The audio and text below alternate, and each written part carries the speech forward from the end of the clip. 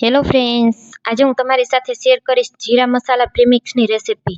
આ એક મસાલો તમે બનાવી લેશો તો તેમાંથી તમે જીરા મસાલા શરબત બનાવી શકશો, જીરા મસાલા સોડા પણ બનાવી શકશો અને મસાલા છાશ પણ બનાવી શકશો. તેની સાથે સાથે જો તમે શેરડીના રસમાં પણ તેનો ઉપયોગ કરશો તો ખૂબ જ ટેસ્ટી લાગશે. માત્ર 10 થી 15 મિનિટમાં આપણે પ્રીમિક્સ બનાવીને તૈયાર કરીશું અને એકવાર બનાવી આખો ઉનાળો તે ચાલી શકશે. સૌ પહેલાં આપણે 2 ચમચી જેટલું આખું જીરું લઈ લેશું. હવે તેમાં 1 ચમચી જેટલા કાળા મરી ઉમેરી દેશું અને બંને વસ્તુને ધીમા તાપ ઉપર આપણે શેકી લેશું. અહીં આપણે મસાલામાંથી માત્ર ભેજનું પ્રમાણ દૂર થાય તેવા જ તેને શેકવાના છે. મસાલા બળી ન જાય તેનું ખાસ ધ્યાન રાખવાનું છે. 1 મિનિટમાં આ રીતે મસાલાનો કલર બદલાઈ જશે એટલે હવે આપણે તેને એક પ્લેટમાં કાઢી લેશું.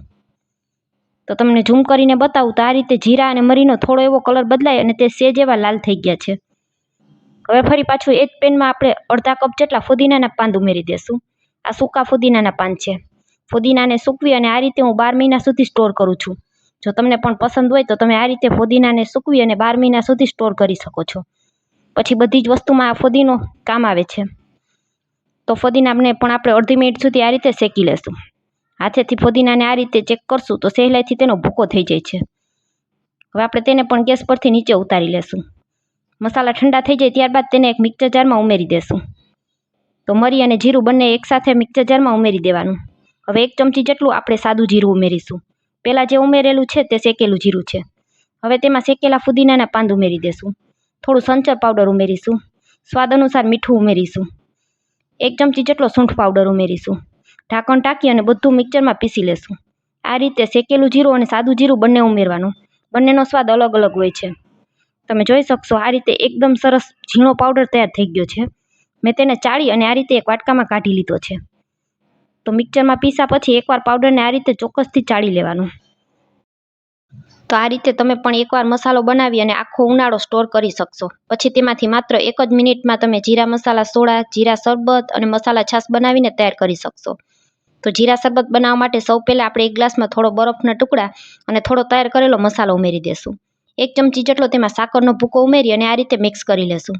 ઉપરથી તેમાં તાજા ફુદીનાના પાન રાખી દેશું જેથી દેખાવ તેનો સારો આવે.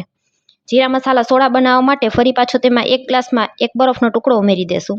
થોડો તૈયાર કરેલો મસાલો ઉમેરી દેશું અને આ રીતે જે બજારમાં સાદી સોડા મળે છે તેને ઉમેરી દેશું અને તેમાં અડધો લીંબુનો રસ ઉમેરી દેશું.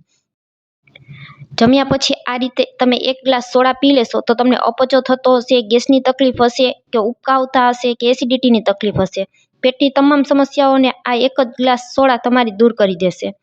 મસાલા છાશ બનાવવા માટે 1 બરફનો ટુકડો ઉમેરીશું. તેમાં છાશ ઉમેરીશું અને ઉપરથી તૈયાર કરેલો ચપટી મસાલો છાંટશું. તો ફ્રેન્ડ્સ, જો ઉનાળામાં તમને જમવાનું મન ન થતું હોય ને તો આ રીતે 2 ગ્લાસ મસાલા છાશ બનાવીને પી લેશો ને તો પણ તમને ખૂબ જ પસંદ આવશે. અને જો તમને મીઠું પીવાનું પસંદ હોય તો આ રીતે તૈયાર કરેલા મસાલામાંથી ચપટી જેટલો મસાલો ઉમેરી દેવાનો. 1 ચમચી દળેલી સાકરનો ભૂકો ઉમેરી અને તમે જીરા શરબત પણ તૈયાર કરી શકો છો.